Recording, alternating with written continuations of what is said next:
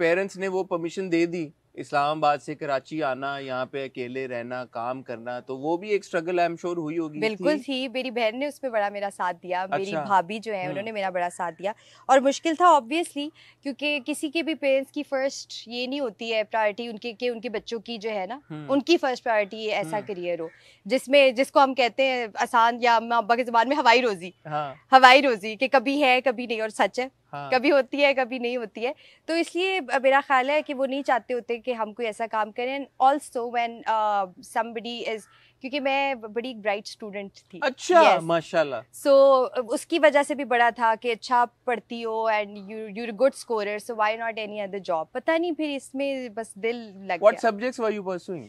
I was doing medical. Oh, अच्छा। जी I was. Doctor Sabina Farooq. Doctor Sabina Farooq. Doctor बनते बनते actor. ना डॉक्टर बनी ना सही से एक्टर बनी।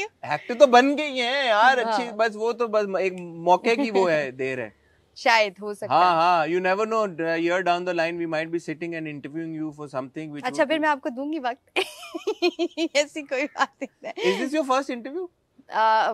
नो, मैं पहले निदा के साथ कर चुकी हूँ। हाँ, no, डिजिटल प्लेटफॉर्म का। This is your first। Yes, this is my first। ये for me। But no, you've got such a positive vibe to yourself, and I'm sure it would be coming across to all our viewers as well। जो लोग अब आपको इतना सारा ढेरों प्यार भेज रहे हैं, आपके ऊपर मीम्स बना रहे हैं, आपको थोड़ा थोड़ा ट्रोल भी कर रहे हैं, उनके लिए क्या मैसेज है आपका? करते रहे। बिल्कुल करते रहे, क्योंकि मैं अगर मैं दूसरे एंगल से देखूं तो हसन, अगर मैं घर में बैठी होती हूँ तो जैसे कोई क्रिकेट मैच से मीम्स आ रही है, कुछ और ड्रामे से आ रही हैं, तो हमें वो चाहिए होती है क्योंकि हमने एंजॉय करना है। हम इंटरनेट पे क्यों बैठ के इंस्टाग्राम देखते हैं इन्हीं मीम्स को एंजॉय करने के लिए। तो मैं खुश हूँ कि चले हया की शक्ल में कुछ मीम्स मटेरियल उनको मिल रहा है। ट्रोल हसन सरप्राइजिंगली कोई कर नहीं रहा है, नहीं कर रहा है। मैं अक्सर ये देख रही होती हूँ कि लोगों ने इतने नीचे प्यार से लिखा होता है कि only hate for the character and love for the artist. वो इतना प्यारा लगता है मुझे देख के। Nobody is trolling me. Everybody, अगर कुछ थोड़ा बहुत है भी तो वो हया के साथ, लेकिन हया को भी लोग एंजॉय कर रहे हैं। उनको वो विलन से ज्यादा वो कह रहे हैं क्या लग रहा है, ड्रामे का जोकर लग रहा है, विलन तो लग नहीं रहा है कुछ ऐसे। 2023, any projects coming up that you like to talk about apart from the Kashif Nisar one? Yes, I've done another one with Sohail Javed. अच्छा। वो एक बड़ा अच्छा, वो बड़ा एक इंटरेस्टिंग टॉपिक है। Drama series? Yes. Okay. वो भी काफी इंटरेस्टिंग टॉपिक है। Then I'm doing a mini series as well. अच्छा। with Mehreen। जबरदस्त। सो वो भी है। और ये तीनों ऐसे कैरेक्टर्स हैं जिनमें मुझसे ज्यादा तो हसन को खुशी होगी कि फाइनली जो है सबीना वो कर रही है। तो आई एम श्योर आपको देख के अच्छा लगेगा। No, but when I asked you that question also, एक एक्टर का ड्रीम रोल भी होता है ना, क्योंकि हमारे यहाँ अब शुक्र है अल्लाह का कि अब वो चेंज हो रहा है लैंडस्केप, जिस तरह के ड्रामे बन रहे हैं, कोई मुख्तलिफ तरह के फीमेल किरदार भी हमें देखने को मिल रहे हैं। तो वो एक जो ड्रीम रोल होता है यार कि इस तरह का किरदार मुझे करना है, वो कभी सोच आई है, कोई है दिमाग में? अगर मैं कभी सोचती ना कि वैसा किरदार, तो वैसा किरदार ही मैं काशिफ भाई के साथ करके आई। अच्छा, तो वैसे you can't reveal too much about that at the moment. When can we expect to see this one? Green के लॉन्च होने के obviously yes, in the first quarter इंशाल्लाह। In the first quarter, yes, Eid most probably. This isn't the Eid drama that. No. Because he's done an Eid drama also. No. It's not the Eid drama. It's not the Eid drama. ठीक है. But hopefully Eid के करीब कहीं पे. फिल्मों पे focus है, फिल्में में. इधर ड्रामे नहीं मिलते फिल्म। अगर मिल जाती कल को, फॉर एग्जाम्पल, लोग क्योंकि देख के कहते हैं यार सबीना ने कितना अच्छा है प्ले किया है, फिल्म में लेते हैं सबीना को, सो क्या होगा उस वक्त सोच? अगर उन्होंने मेरा डांस देखा होगा ना, उसके बाद वो कहेंगे नहीं लेते इसको। शुक्र है, मैं सोच रहा था इसको नहीं लेते। मैं सोच रहा था मैं क्या चीज मिस कर रहा हूँ।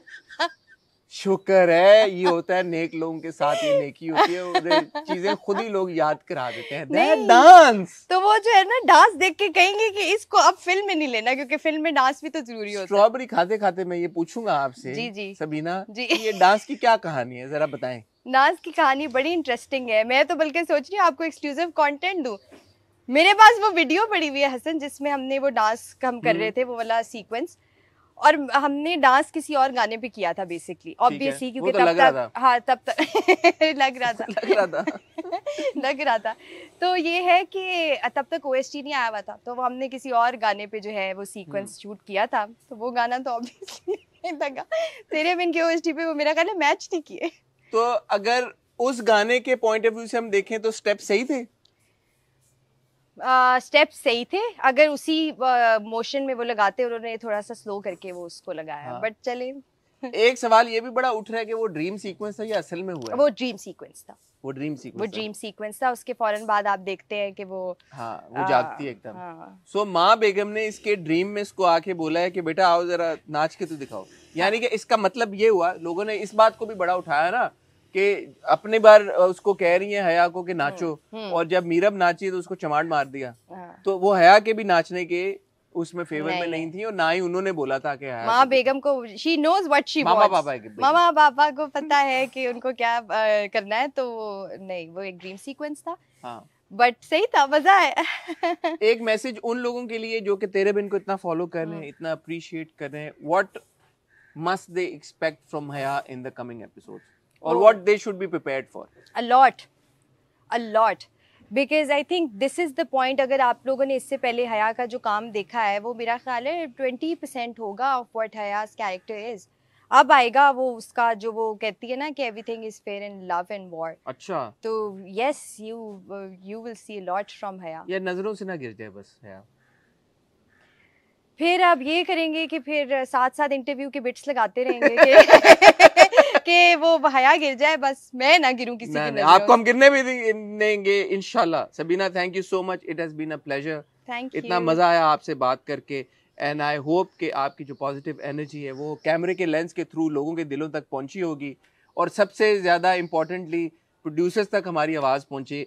और मैं सिर्फ सबीना के केस में ही नहीं, हमारे जो यंग एक्टर्स हैं, बहुत सारे हमारे यंग एक्टर्स हैं, एक्ट्रेसेस हैं, बच्चे हैं, बच्चियां हैं, जो कि अपने घरों से दूर बड़ी मेहनत कर रहे हैं, स्ट्रगल कर रहे हैं, टैलेंट भी है, सिर्फ अपॉर्चुनिटी नहीं मिल पा रही। It's so sad and Hasan, I want to say this to the parents because मैं लाहौर में भी जब शूट कर रही होती हूँ, इस्लामाबाद में, वहाँ पे बड़ी हमारी सपोर्टिंग कास्ट में ऐसी लड़कियाँ आती हैं, very beautiful and very talented, and if not, मैं सिर्फ ब्यूटीफुल होना भी ज़रूरी नहीं है एक्टर होने के लिए, बहुत टैलेंटेड लड़कियाँ, और वो कहती हैं कि हम जा नहीं सकती कराची से हमें जो अपॉर्चुनिटीज़ मिलती हैं पर हम जा नहीं सकती, तो वो पेरेंट्स के लिए कि जाने दें उनको।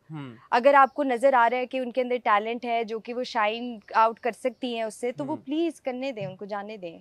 ठीक है, तो एक बात तो पेरेंट्स के लिए मैसेज है कि अपनी बेटियों को, अपने बेटों को यार मौका दें कि वो अपने ड्रीम्स को परसू करें, नंबर 1। नंबर 2, वो पेरेंट्स जो अपनी बेटियों को परसू करने दे रहे हैं, तो उन बेटियों को या बेटों को जो आ जाते हैं, और स्पेशली जिनमें नज़र आ रहा है कि टैलेंट है, जिनकी स्किल नज़र आ रही है, जिनको हम ऑलरेडी स्क्रीन के ऊपर देख रहे हैं, उनको बेहतर अपॉर्चुनिटीज़ दें।